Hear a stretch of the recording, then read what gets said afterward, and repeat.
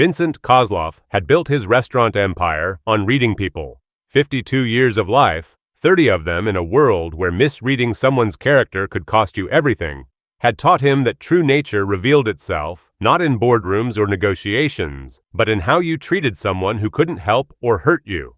That's why he stood in the bathroom of a downtown hotel at 5 in the morning, applying theatrical makeup that added 2 decades and a lifetime of hardship to his face.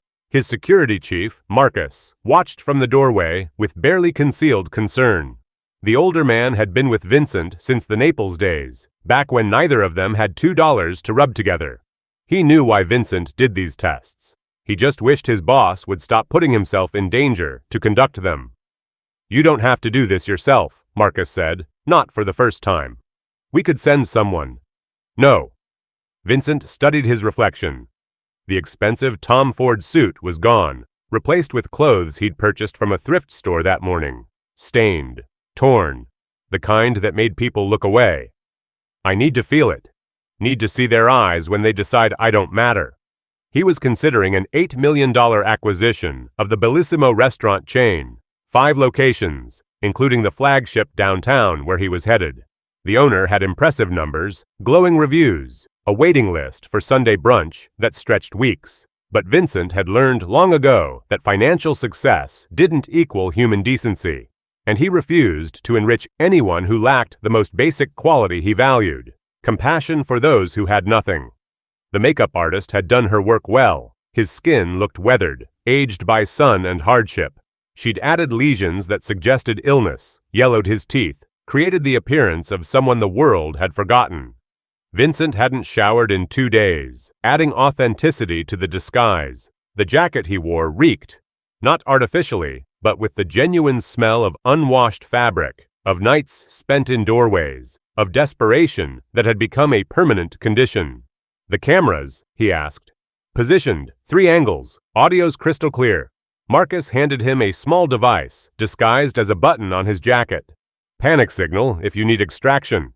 Vincent pocketed it, knowing he wouldn't use it. He'd survived worse than a waitress's cruelty. He straightened, feeling the weight of the disguise, the vulnerability it created. The transformation was complete. In the mirror, he no longer saw Vincent Kozlov, restaurant mogul, owner of properties across 3 states. He saw what Diane Mercer would see: a problem, an inconvenience, something less than human. "Remember," Marcus said quietly, "we're watching. 3 associates positioned as diners. 2 outside. You're never alone." But that was the point, wasn't it? Vincent thought as he stepped into the cold morning rain. He was alone. Completely alone in the way that only the powerless understood. The rain soaked through his thin jacket immediately, offering no protection, no warmth. He shuffled toward Bellissimo, 3 blocks away, feeling the ache in his knees that the makeup artist had suggested he mimic. Feeling the weight of invisibility settle over him like a shroud. He'd been 17 when he learned this lesson, starving in Naples, too proud to beg but desperate enough to try. The restaurant owner who'd fed him, Signora Rosa, he still remembered her name, had seen past the dirt and desperation. She'd brought him into her kitchen, fed him pasta e fagioli, and told him something he'd never forgotten.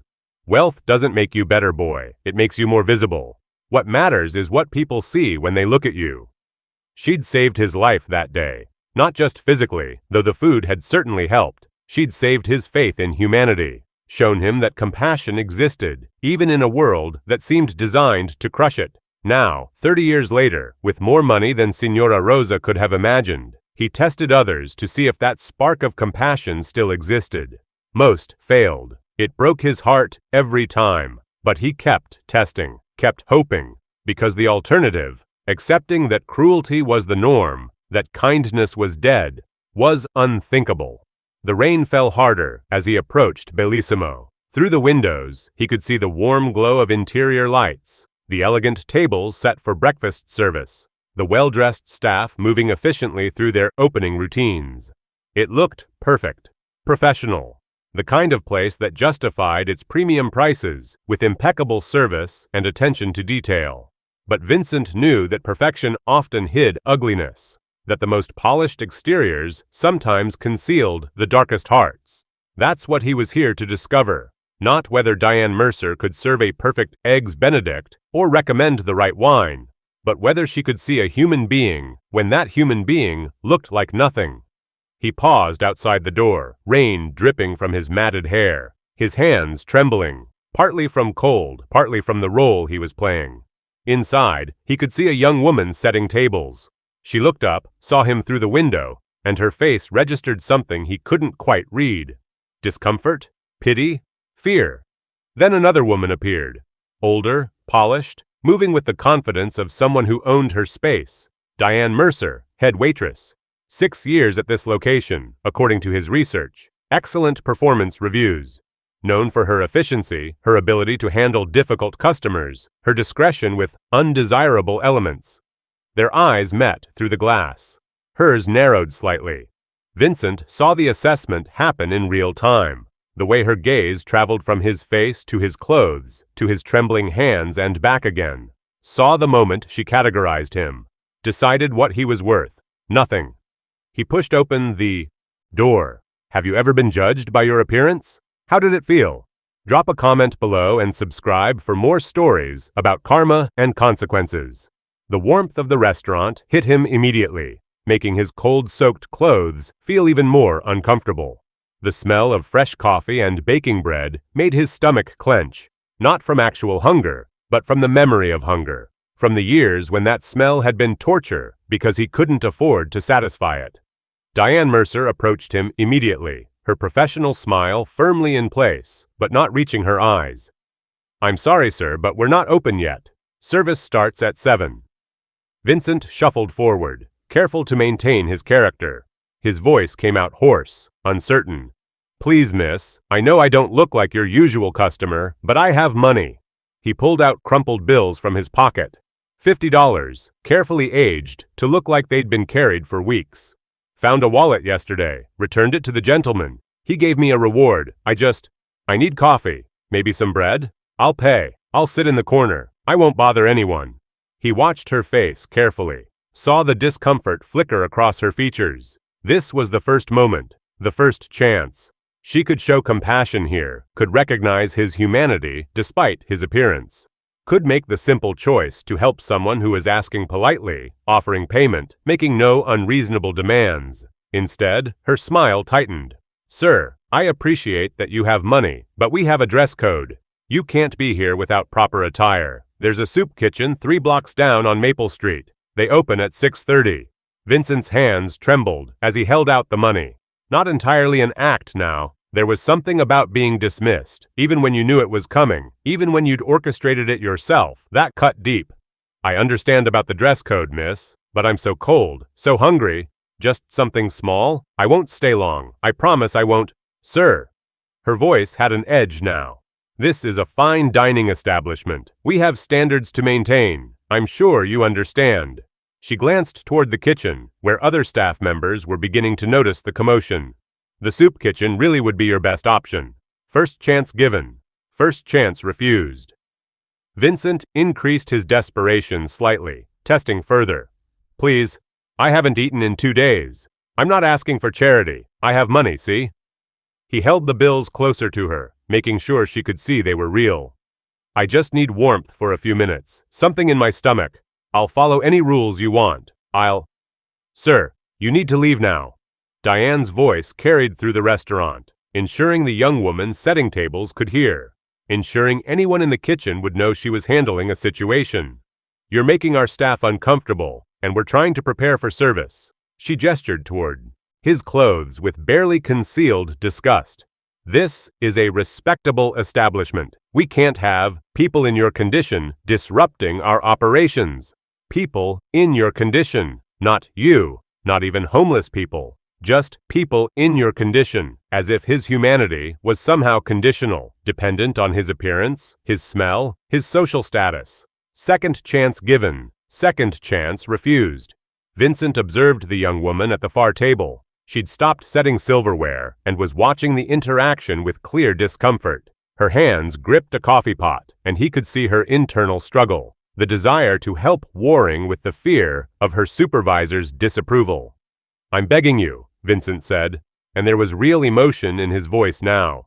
The test was revealing exactly what he'd feared it would. I'm a veteran, served this country for 6 years. I just need basic kindness. Just for a moment. I'm so tired. So cold. He let his voice break, let the desperation show. This was his emotional appeal, his attempt to connect on a human level, to remind her that beneath the dirty clothes and unwashed skin was a person, someone who'd served, someone who'd sacrificed, someone who deserved basic dignity. Diane's face hardened. Veteran, sure you are, they all say that. She crossed her arms, her body language closing off completely. You know what I think? I think you're a con artist who preys on people's sympathy. Well, it won't work here. We're not naive. The young woman at the table flinched at Diane's tone. Vincent saw her take a step forward, saw her mouth open as if to speak, then saw her hesitate. The fear was real. The compassion was real. But so was the power dynamic. Diane, the young woman said softly, maybe we could just give him some bread from the kitchen? We throw out so much at the end of the day anyway. Diane whirled on her. Lucia, get back to your tables. This doesn't concern you. But he has money, Lucia persisted, her voice trembling. He's offering to pay. We could just... One more word, and you're written up. Diane's voice was ice. I'm the head waitress. I handle these situations. You focus on your job. Go. Now. Lucia retreated, but not before catching Vincent's eye. Her expression was anguished, apologetic. She mouthed something that looked like, I'm sorry, then disappeared into the kitchen.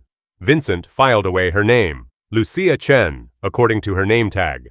23 years old, according to his research. Working 2 jobs to support her family, taking night classes at the community college. And despite the risk to her position, despite Diane's clear authority over her, she'd tried to help. She'd passed. But Diane was still failing. Sir, I'm going to call security now. Diane pulled out her phone, making a show of it. You're trespassing. I've asked you to leave multiple times, and you've refused. That's a crime. Other staff members had gathered near the kitchen entrance, watching. Some looked uncomfortable. Others seemed relieved that someone was taking charge of the problem. None stepped forward to help. I'm also calling the police, Diane continued, her voice loud enough to carry. They'll arrest you for disturbing the peace, for harassment, for... I'll go. Vincent let his shoulders slump in defeat. I'm sorry. I didn't mean to cause trouble. I'm so cold. He turned toward the door, shuffling slowly, playing the role to its conclusion. But Diane wasn't finished. She followed him, her voice sharp with satisfaction. And don't come back. If I see you near this restaurant again, I'll have you arrested on sight. We don't need your kind here, bringing down the neighborhood, scaring our customers. Your kind. There it was, the dehumanization complete. Vincent reached the door, his hand on the handle, when he heard Diane's voice behind him, addressing the gathered staff. Sorry about that, everyone. Sometimes we have to deal with these situations, but I've handled it. Let's get back to prep. He pushed through the door into the rain. The test wasn't over. He knew that. Diane had shown cruelty, yes, but not the peak of it. Not yet. He needed to see how far she would go. Needed to know if any compassion existed beneath that polished exterior, or if it was cruelty all the way down. So he waited. Stood outside in the rain, visible through the windows, shivering. Let her see him there, cold and wet and defeated. Gave her one more opportunity, one final chance to show humanity. Inside, he could see Diane moving through the restaurant, checking tables, speaking to staff. She glanced out the window once, saw him standing there, and her face twisted with irritation. She said something to another server, gesturing toward the door. Then she walked to the service station, picked up a large pitcher of ice water, and headed straight for the exit. Vincent's heart sank. He knew what was coming. Had seen it in her eyes, in the set of her jaw. But knowing didn't make it easier. Didn't make the humiliation less real. Diane pushed open the door, pitcher in hand. Her face was set in lines of righteous anger, as if he were the one committing a crime by existing in her line of sight. You want something to drink? Her voice dripped with false sweetness. Here. She poured the entire pitcher over his head. Ice water, lemon slices, the shock of cold so intense it felt like fire. Vincent gasped, couldn't help it, as the water soaked through his hair, His clothes ran down his face and neck. His thin jacket, already wet from rain, now clung to him like ice. The cold penetrated to his bones. Inside the restaurant, someone gasped. Others laughed. Vincent stood there, dripping, shivering uncontrollably now, and looked up at Diane Mercer. She was smiling. "Now you're really smelly," she said, loud enough for the gathering crowd of staff and early arriving customers to hear. "Get out of here before I pour something worse. And if I see you again, I'm calling the cops. Got it?" She turned on her heel and walked back inside, setting the empty pitcher down with theatrical flourish.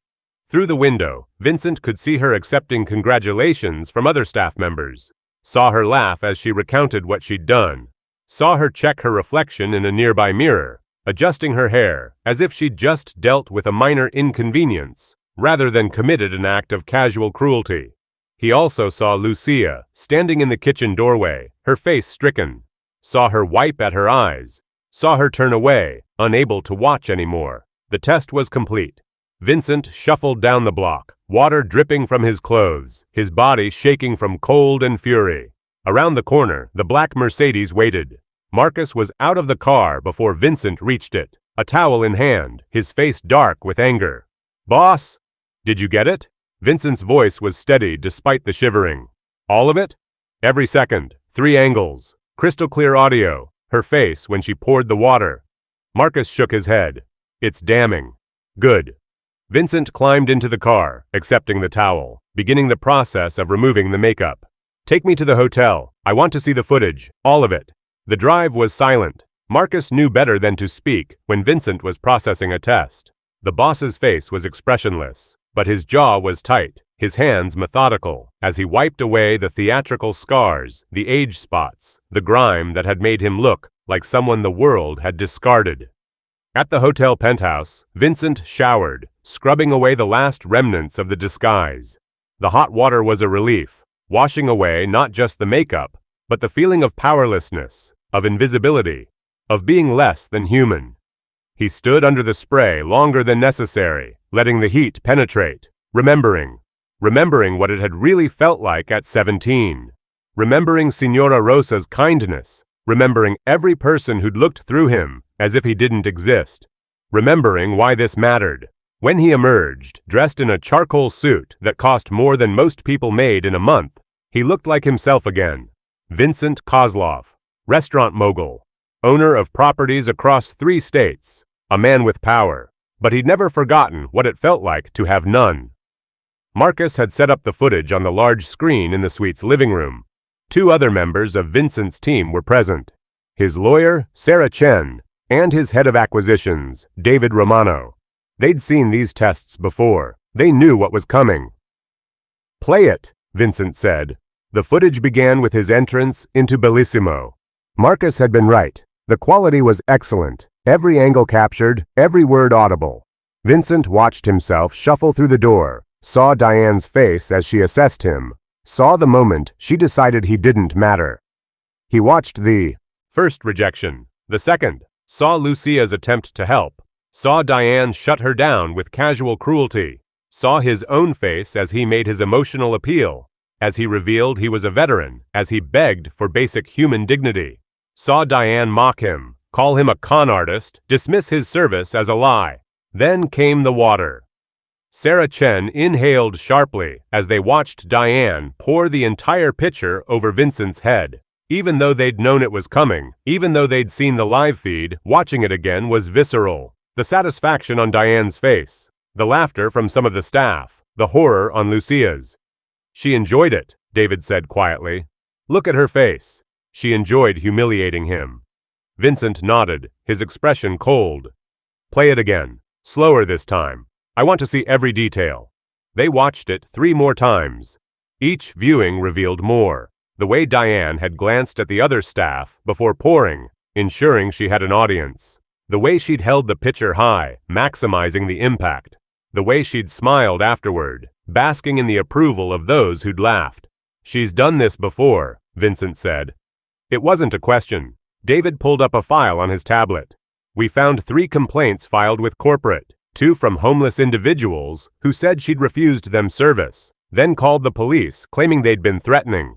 One from a delivery driver she'd berated in front of customers for being dirty after his truck broke down, and he had to walk the last 2 miles. Corporate dismissed all complaints as nuisance reports from unreliable sources. There's also this, Sarah added, pulling up a Yelp review. From 8 months ago, customer complained that Diane was unnecessarily harsh with an elderly man who was confused about the menu, said she made him cry. Restaurant responded that the customer was disruptive and they maintain standards. Vincent's hands clenched. So this is a pattern, not a one-time mistake, not a bad day. This is who she is. Yes, Sarah confirmed. We also found her social media. She posted about dealing with homeless trash, trying to get into the restaurant. Multiple posts over the years. She sees it as part of her job, protecting the establishment from undesirables. What about Lucia Chen? David smiled slightly. Clean as a whistle. Immigrant family, she's the oldest of 4 kids. Working 2 jobs, this one and night shifts at a grocery store, to help support her siblings while her parents work factory jobs. Taking nursing classes online. No debt, no vices, just exhausting work ethic. Previous employer at a small cafe said she was too kind for the service industry, always giving free refills and extra bread to people who looked hungry. Her manager at Bellissimo, Vincent asked. Notes in her file say she's too soft, lets customers take advantage, needs to be more assertive with difficult clientele. Sarah's voice was dry. Translation: she's too compassionate for Diane's taste. Vincent stood, walking to the window. The city stretched below him, thousands of lives intersecting, thousands of moments where people chose kindness or cruelty. Most of those moments went unwitnessed. Most of those choices had no consequences. But this one would. I want everything, he said quietly. Diane Mercer's lease, her car loan, her credit cards, any debts she or her boyfriend have. I want her employment contract reviewed. I want to know every vulnerability, every pressure point, every piece of leverage we can acquire. Already on it, David said. She's $47,000 in credit card debt, behind on her car payments. Her boyfriend, he checked his notes, has gambling debts totaling $23,000 with 3 different casinos. Her apartment lease is month to month. She has no savings, no assets beyond the car. She needs this job desperately. Good. Vincent's voice was ice. Buy her debts, all of them. Buy the building where she rents. Contact the casinos, purchase the boyfriend's markers. I want total financial control by tomorrow morning.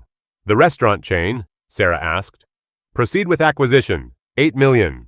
I want all 5 locations. Corporate headquarters gets notice tomorrow that ownership has changed. All employment contracts under review. But I want Diane to work 1 more shift. Sunday dinner service. I want her to have 1 more normal day before her world ends. The reveal? Marcus asked. Public. Sunday evening, 7 p.m., same time as the test. I'll arrive as myself. She'll greet me as a wealthy customer. Then I'll remind her who I really am. Vincent turned from the window, his face set in hard lines. I want witnesses, staff, customers, media if we can arrange it subtly. I want her humiliation to be as public as mine was.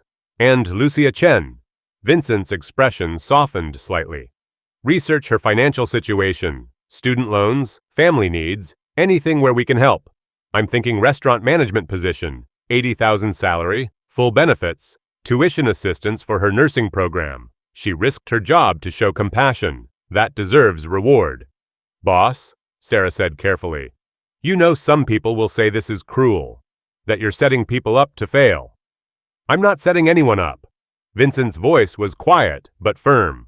I gave Diane 3 chances, 3 opportunities to show basic human decency. She chose cruelty every time. I didn't make her pour water on me. That was her choice, her character. I just gave her the opportunity to reveal it. He sat down, pulling up the footage again, pausing on Diane's satisfied smile. I've built this empire on ruthless decisions. I've crushed competitors, fired thousands when acquisitions required it, made choices that hurt people. I'm not a good man by most definitions, but I've never forgotten what powerlessness feels like. Never forgotten that the person in front of you, no matter how they look, smell, or sound, is human. That's not business. That's basic decency. And I won't enrich anyone who lacks it. What about the boyfriend? David asked. Leave him alone unless he tries to help her rebuild. If he stays with her after this, if he shows loyalty, we'll work with him on the debt. But my guess? Vincent's smile was cold. He'll leave the moment the money dries up.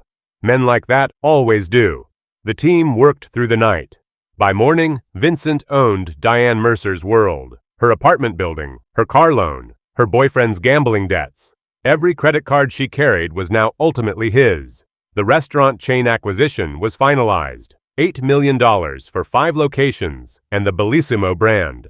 Corporate headquarters received notice at 9 a.m. Saturday. Ownership had changed. New management would be taking over.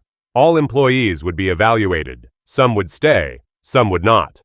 Diane Mercer received no warning. She worked her Saturday shift as usual, unaware that the man she'd humiliated now owned the restaurant where she worked, the apartment where she lived, and every debt she owed. She had one day left of normalcy. One day of believing she'd gotten away with it. One day of thinking that cruelty had no consequences. Vincent spent Saturday in his office, reviewing the plan. Marcus had positioned team members for Sunday's reveal. 3 associates would dine at Bellissimo, cameras concealed. A food blogger who owed Vincent a favor would be there, along with a restaurant critic from the city's major newspaper. Not overtly there for a story, just happening to dine at the same time. Lucia Chen had been contacted discreetly, told only that important guests would be dining Sunday evening and to be prepared for a management evaluation. She had no idea what was coming. No idea that her small act of kindness had been witnessed by someone with the power to change her life. Sunday morning, Vincent reviewed the footage one more time, watched himself standing in the rain, shivering, watched Diane pour the water, watched her smile, felt the cold fury that had driven him for 30 years, the fury of remembering what it felt like to be dismissed, to be invisible, to be treated as less than human. "You ready, boss?" Marcus asked. Vincent straightened his tie. The charcoal suit was perfect, tailored to emphasize his presence. His shoes were Italian leather, polished to a mirror shine. His watch was a Patek Philippe, worth more than most people's cars. He looked like what he was, a man with power. "I'm ready," he said. "Let's show Ms. Mercer what happens when cruelty meets consequences." The Mercedes pulled up to Bellissimo at 6:45 p.m. Vincent emerged, flanked by Marcus and another security team member. The valet's eyes widened, clearly someone important. Inside, the hostess station was unmanned for a moment, the staff in the final preparations for dinner service. Then the hostess appeared, young and nervous. "Good evening, sir. Do you have a reservation?" "No reservation." Vincent's voice was calm, controlled. "But I'd like a table in Diane Mercer's section. Tell her Vincent Kozlov is here." The hostess's face went pale. She recognized the name. Everyone in the restaurant industry in this city knew Vincent Kozlov. She stammered something about checking availability, then rushed into the dining room. Vincent watched through the glass partition as the hostess found Diane, saw her whisper urgently, saw Diane's face transform from professional efficiency to something approaching panic. She smoothed her hair, checked her reflection, then approached with her best smile. "Mr. Kozlov." She extended her hand. "What an honor. I had no idea you'd be visiting us tonight. Please, our best table."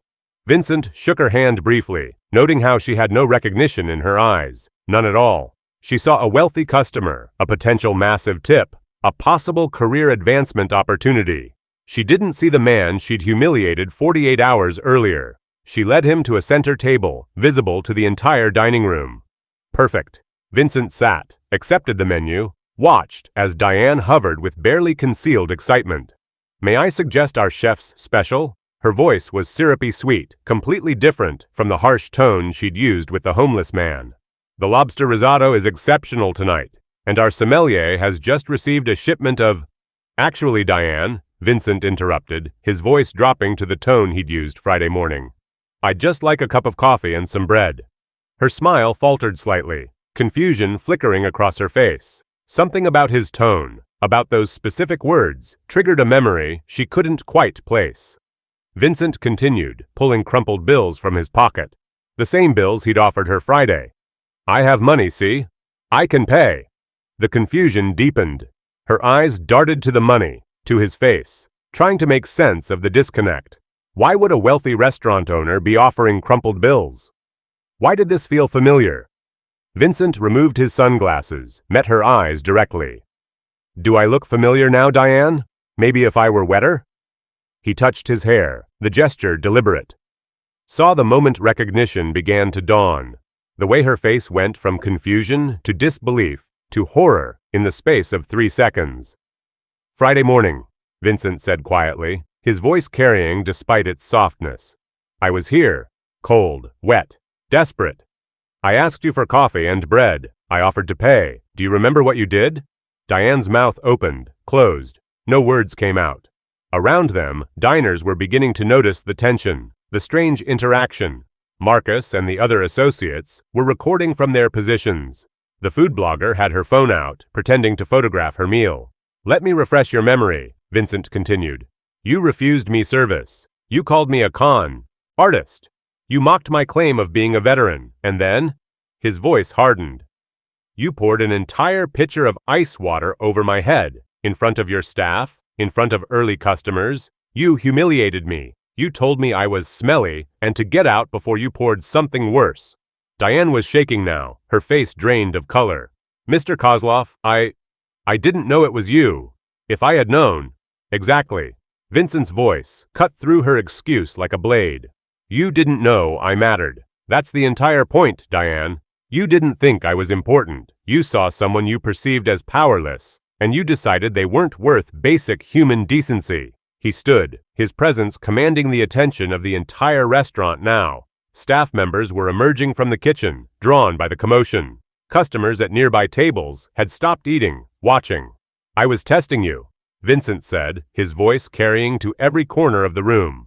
I'm considering investments in this city's restaurant scene. Before I put my money anywhere, I want to know who I'm dealing with. Not the version they show to wealthy customers. The version they show when they think no one important is watching.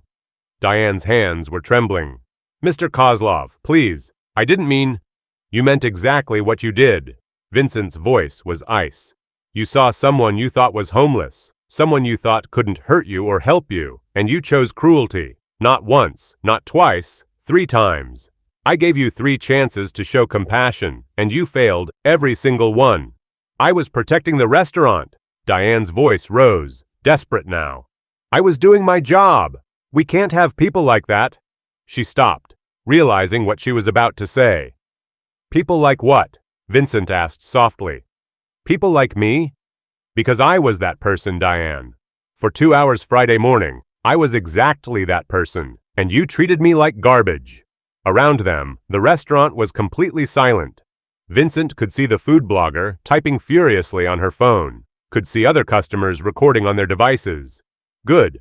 Let them. Let this spread. Let it become a cautionary tale. I didn't know, Diane's voice broke. How was I supposed to know it was you? You weren't. Vincent's voice was quiet, but carried absolute authority. That's the point. You weren't supposed to know. You were supposed to treat me with basic human decency, regardless of who I was. Because that's what decent people do. They don't calculate whether someone is worth kindness based on their appearance or their wealth. They just are kind. But I was protecting the business. Diane tried again. Homeless people can be dangerous. They scare customers. I asked for coffee and bread, Vincent interrupted. I offered money. I was polite. I made no threats. I caused no disturbance until you created one by refusing me service. What exactly was dangerous about me, Diane? What was I threatening besides, your comfort, your sense of order, your belief that people like me don't belong in places like this? Diane's mouth worked, but no defense came, because there was none. They both knew it. You looked suspicious, she finally managed. You can't blame me for being careful in this neighborhood. We've had problems before. I looked poor, Vincent corrected. That's not the same as suspicious. You saw torn clothes, unwashed hair, desperation, and you decided I was worthless. You decided I was a problem to be eliminated rather than a human being to be helped. That's not caution, Diane. That's prejudice. He took a step closer, his voice dropping, but losing none of its intensity. You know what's actually suspicious. Someone who's sweet to the wealthy and vicious to the vulnerable. Someone who calculates human worth based on appearance and bank balance. Someone who measures whether someone deserves basic dignity by whether they can help or hurt you. That's suspicious. That reveals a character flaw so fundamental, so deep, that no amount of professional polish can hide it. I've had bad experiences. Diane's voice was rising toward hysteria now. Homeless people have caused problems at other restaurants I've worked at. I was just trying to prevent. So you punish every vulnerable person for others' actions. Vincent's voice was sharp. You made me pay for someone else's sins. That's not protection, Diane. That's collective punishment. That's deciding that an entire category of people is guilty until proven innocent. That's exactly the kind of thinking that leads to every form of injustice humanity has ever created. Tears were streaming down Diane's face now. Around them, some customers looked uncomfortable. Some nodded in agreement with Vincent's words. The staff members watching from the kitchen entrance were silent, many of them looking at their boss with new eyes. Please, Diane whispered. Everyone would have done the same thing. Anyone in my position would have. No. Vincent's voice was flat. Lucia didn't. He gestured toward the kitchen, where Lucia Chen stood frozen in the doorway, her face pale with shock. Lucia Chen, come here, please. Lucia approached slowly, clearly terrified. Vincent's voice softened when he addressed her. Lucia, Friday morning. I was here as a homeless man. Do you remember? She nodded, unable to speak. What did you try to do? Her voice was barely audible. I tried to give you coffee. I said I'd get you something from the kitchen. But Diane told me not to. Said I'd be written up if I helped you. But you tried anyway, Vincent said gently. Even though you risked your job. Even though your supervisor threatened you. You saw a human being who needed help, and you tried to help. Is that correct? I couldn't stand watching someone be treated like that. Lucia's voice grew slightly stronger.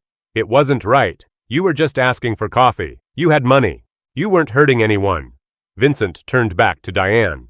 You see, not everyone would have done what you did. Lucia didn't. She saw the same person you saw, faced the same situation, and made a different choice. She chose compassion. She passed the test you failed. So don't project your moral failures onto everyone else. Don't pretend cruelty is universal just because it comes naturally to you. Diane was openly sobbing now. Please, Mr. Kozlov, give me another chance. I'll do better. I swear I gave you 3 chances, Vincent said coldly. 3 opportunities to choose compassion over cruelty.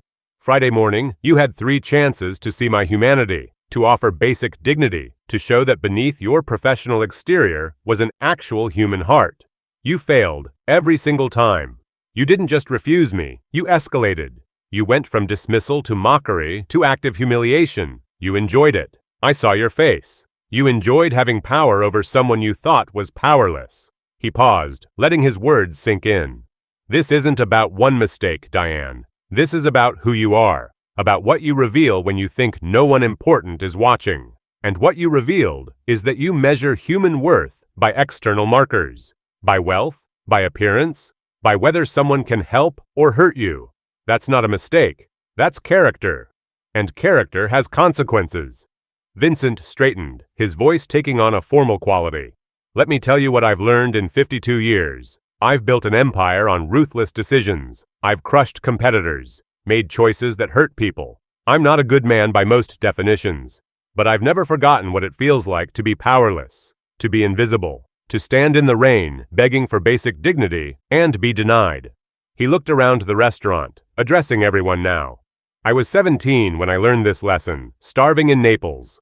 Too proud to beg, but desperate enough to try.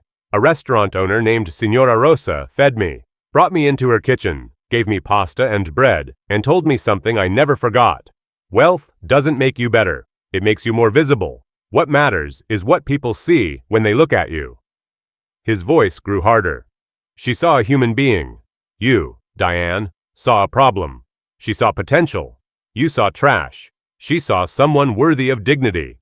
You saw someone you could humiliate for your own satisfaction and the approval of your peers.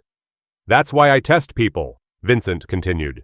Because financial statements lie, references lie, interviews lie, but how you treat someone when you think they can't help or hurt you, that tells the truth. That reveals who you really are. And you, Diane Mercer, revealed yourself completely. He pulled out his phone, brought up the footage. I have it all recorded. 3 angles, crystal clear audio, every word you said, every cruel gesture, the water you poured, your smile afterward. It's all documented. Diane's face went from red to white. You can't, that's not legal. You can't record without public space, Sarah Chen said, stepping forward. She'd been positioned at a nearby table. No expectation of privacy. Completely legal. And it's going to be released to every media outlet in this city by tomorrow morning. But more importantly, Vincent continued, let me tell you what else happened while you were enjoying your cruelty. I finalized the purchase of this restaurant chain, all 5 Bellissimo locations. Corporate headquarters received notice yesterday. I own this restaurant now, Diane. I own the building. I own your employment contract. The color drained from Diane's face completely. No, you can't. Effective immediately, you're fired. Vincent's voice was flat, emotionless. Not just from this location, from the entire chain. Your employment is terminated. No severance, no references. You're done. But I need this job. Diane's voice rose to a shriek. I have bills. I have debt. You can't just... I can, Vincent said quietly. And I have. But that's not all. The apartment you rent? I purchased that building yesterday. You have 30 days to vacate. Your boyfriend's gambling debts. I bought them from the casinos. You now owe me $23,000. Your car loan, also mine now. I'm calling it due. You have 30 days to pay in full, or I repossess the vehicle. Diane collapsed into a chair, her face in her hands. This is cruel. You're destroying my life over one mistake. One mistake? Vincent's voice was sharp. This wasn't one mistake. This was a pattern. We found complaints against you going back years. The homeless man you called the police on for threatening you when he asked for water. The delivery driver you berated for being dirty after his truck broke down. The elderly man you made cry because he was confused about the menu. The social media posts where you bragged about keeping homeless trash out of the restaurant. This isn't one mistake, Diane. This is who you are. I just gave you the opportunity to show it on camera. He gestured to the staff members watching from the kitchen. And all of you who laughed when she poured water on me? Who approved of her cruelty? Who enabled it? Consider this your warning. Character matters. How you treat people when you think no one important is watching. That reveals everything. And someone is always watching. Maybe not someone like me. Maybe just someone with a conscience. But you're being watched. You're being judged. And one day, there will be consequences. Vincent turned back to Diane. You wanted to protect your establishment from undesirables. Congratulations. You've become one. You're blacklisted from every restaurant in this city.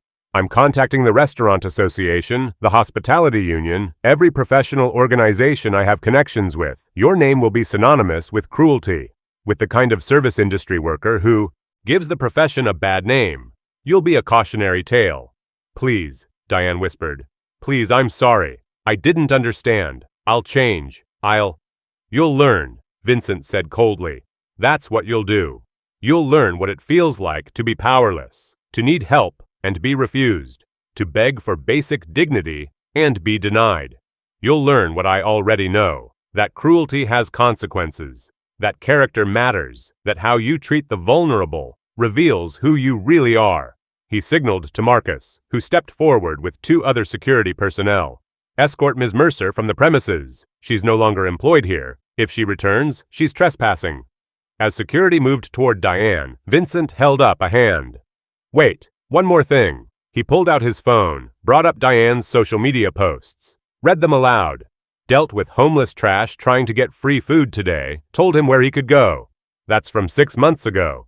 Why do these people think they can just walk into nice restaurants? We have standards. That's from last year. Another day, another beggar. At least I'm good at my job, keeping the riffraff out. He looked up at Diane. You were proud of this. You thought it was part of your job. You thought cruelty was a professional skill. You were wrong. And now you'll spend the rest of your life understanding just how wrong you were.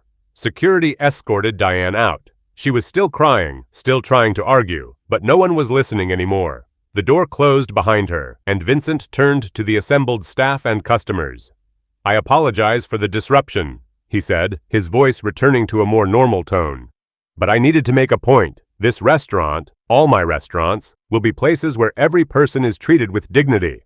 I don't care if they're a CEO or a janitor, wealthy or struggling, dressed in designer clothes or wearing rags. Everyone gets respect. Everyone gets basic human decency, because that's not just good business, it's the right thing to do. He looked at Lucia, who was still standing near the kitchen, tears streaming down her face. Lucia Chen, come here, please. She approached hesitantly, clearly terrified she was next. Vincent's expression softened. Lucia, Friday morning, when I was that homeless man, you tried to help me. You risked your job. You stood up to your supervisor. You showed compassion when it would have been easier, safer, to look away. Do you know why you did that? Lucia's voice was shaking. I just couldn't stand it, watching someone be treated like they didn't matter. My parents, they came to this country with nothing. People treated them like trash sometimes. I remember what that looked like. I couldn't do that to someone else. Vincent nodded. That's character. That's the quality I value above everything else. Not efficiency, not polish, not the ability to maximize tips or maintain standards. Character. The willingness to do the right thing even when it costs you something. He pulled an envelope from his pocket. Effective immediately, you're the new general manager of this flagship location. Salary, $80,000 annually. Full benefits. And I'm paying your nursing school tuition in full. You'll also receive a $10,000 bonus for your integrity. Lucia's hands flew to her mouth. I can't. That's too much. You saw a human being, Vincent said quietly. When everyone else saw a problem, you saw a person. That's not just anything. That's everything. You passed a test you didn't know you were taking, and I reward that. Always. The restaurant erupted in applause. Lucia was crying openly now, but these were tears of joy, of disbelief, of gratitude. Vincent shook her hand formally, then addressed the rest of the staff. This is how it works now. At all Bellissimo locations, character matters, compassion matters. How you treat people when you think no one important is watching. That matters most of all, because someone is always watching. Maybe it's a customer, maybe it's a coworker, maybe it's someone like me, testing you. But you're being watched. You're being judged. Choose wisely. He turned to leave, then paused. Oh, and one more thing. Effective immediately, this restaurant has a new policy. Anyone who comes in asking for food, anyone, regardless of their appearance or ability to pay, gets coffee and bread. No questions, no judgment. We'll absorb the cost. Consider it an investment in humanity. Vincent walked out into the night, Marcus and his team following. Behind him, the restaurant buzzed with conversation, with shock, with the realization that everything had changed. Some staff members looked worried, wondering if they'd be tested next. Others looked thoughtful, reconsidering their own behavior. And Lucia Chen stood in the center of it all, holding an envelope that would change her life, understanding that one small act of kindness had been witnessed, valued, and rewarded beyond anything she could have imagined. In the Mercedes, Marcus handed Vincent a tablet. It's already spreading. The food blogger posted about it. The restaurant critic is writing a piece. By tomorrow morning, this will be everywhere. Vincent nodded, watching the city lights pass by. He felt tired. These tests always exhausted him, not physically, but emotionally. Seeing the worst of humanity, even when he expected it, took something out of him. But seeing Lucia's compassion had restored something too, reminded him that kindness still existed, that not everyone failed the test. What about Diane's boyfriend? Marcus asked. Monitor him. If he stays with her, if he shows loyalty, we'll work something out with the debt. But my guess is he'll leave within a week. Men who love gambling more than people always do. And if she tries to rebuild, moves to another city? Vincent's expression was hard. The story follows. Her. The footage is public now. She'll be recognized. She'll be refused jobs. She'll understand, finally, what it feels like to be dismissed because of who people think you are. Maybe she'll learn, probably not. But she'll serve as a warning to others. That's enough. Over the next few days, the story spread exactly as Vincent had anticipated.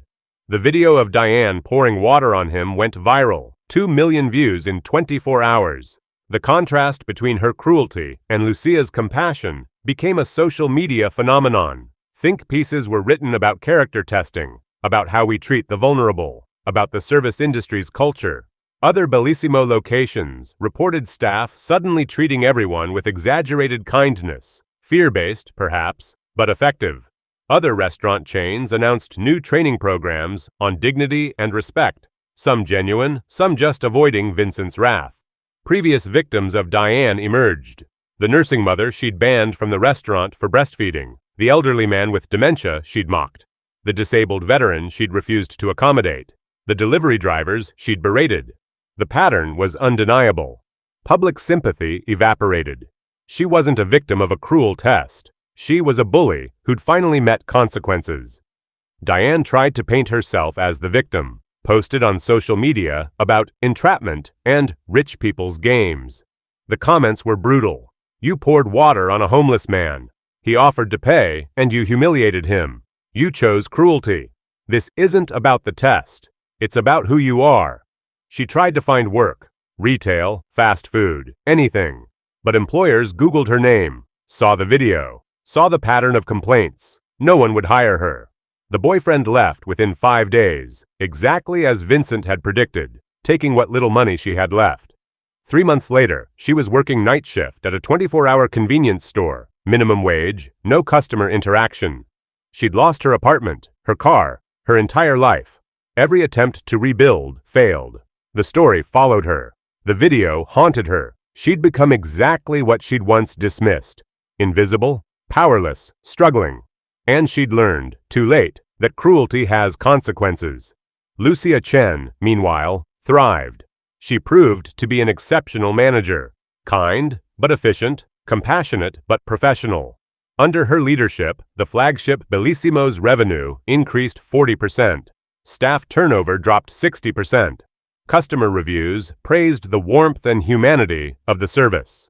She graduated from nursing school 2 years later, top of her class, opened a small scholarship fund for immigrant students, volunteered at homeless shelters, and implemented a policy at Bellissimo that anyone who asked for food received it. No questions, no judgment. The cost was minimal, maybe $200 a month. The goodwill was priceless. She never forgot the day she'd risked her job to offer coffee to a homeless man. Never forgot that one small act of compassion had been witnessed by someone who valued it enough to change her life. And she passed it forward, always. The restaurant industry changed, slowly but noticeably. Training programs emphasized character. Mystery shopper programs expanded. Companies hired actors to test staff compassion. The Kozlov test became legend. Treat everyone as if they might own your future, because they might. Some changes were fear-based, but fear that prevents cruelty is better than cruelty unchecked. And eventually, for some, the habit of kindness became genuine. The performance became real. Vincent continued his tests. Different cities, different scenarios, different industries. Most people still failed. That truth haunted him. But occasionally, too rarely, but occasionally, someone passed. Someone showed compassion when it cost them something. Someone proved that humanity still existed. Those people, he rewarded, generously, publicly, because the world needed to know that kindness mattered, that character had value, that treating people with dignity wasn't weakness, it was strength. 6 months after the Bellissimo test, Vincent stood in a hospital emergency room, disguised as an elderly woman. No insurance, no family, labored breathing, obvious distress. A young doctor passed by, exhausted from a double shift. Vincent watched him notice her, watched him see the nurse who'd told her to wait outside, watched him see the security guard who'd dismissed her. The doctor stopped. "Ma'am, let me take a look at you."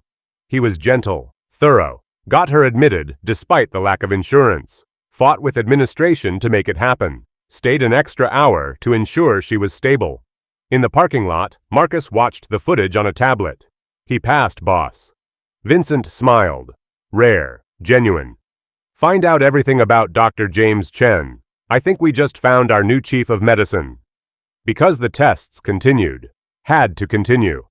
In a world that increasingly measured worth by wealth, by appearance, by convenience, someone needed to remind people that character mattered, that how you treated the powerless revealed who you really were, that compassion wasn't weakness. It was the only thing that separated humans from monsters.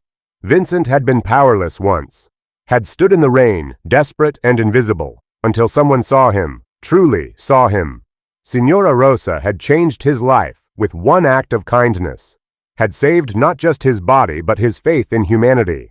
Now he watched, tested, judged, and occasionally, too rarely, but occasionally, he found someone who passed, someone who proved that compassion still existed, someone who chose kindness when cruelty would have been easier. Those people, he elevated. The others, he destroyed, because everyone was being tested, every day, by how they treated the server, the janitor, the homeless person, the struggling parent, the confused elderly, the desperate sick.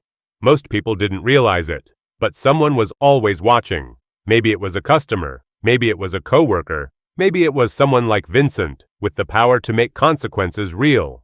Or maybe it was just their own conscience, their own character, their own understanding of what it meant to be human. The tests would continue. The cycle would repeat. And one way or another, everyone would learn. You never knew who was watching. That was the point. So treat everyone as if they matter. Because they do. And because someday, someone with power might be watching.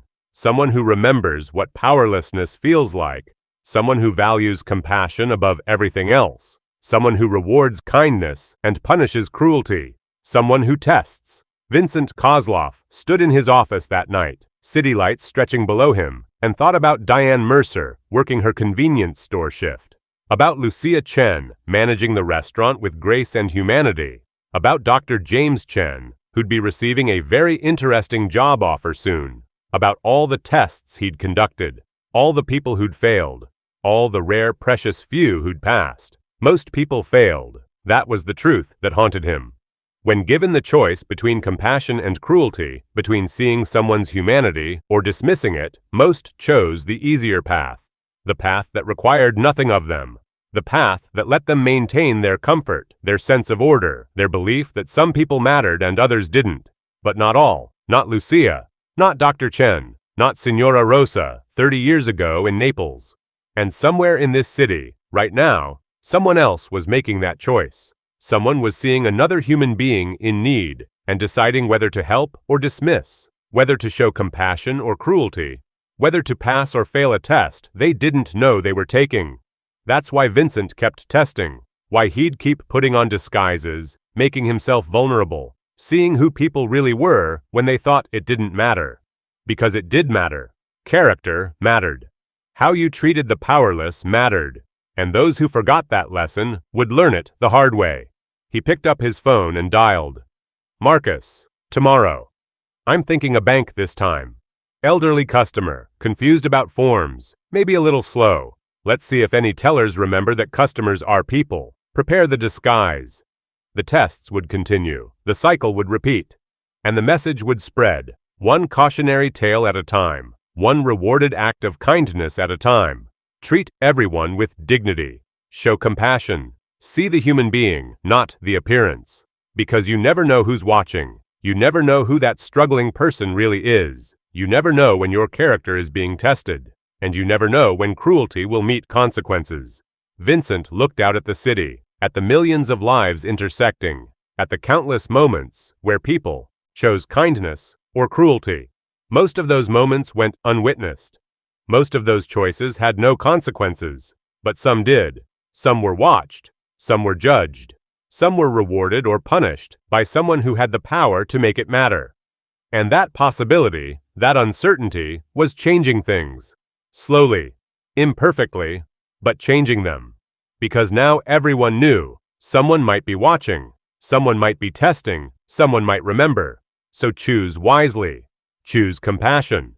Choose to see the humanity in others, regardless of their appearance or circumstance. Choose to pass the test, because failure has consequences, and those consequences are real, permanent, and inescapable. Just ask Diane Mercer, if you can find her. If this story made you think about how you treat others, hit that like button and subscribe for more tales of karma and consequences. Have you ever helped someone without knowing who they were? Share your story in the comments below. Remember, you never know who's watching. Treat everyone with dignity.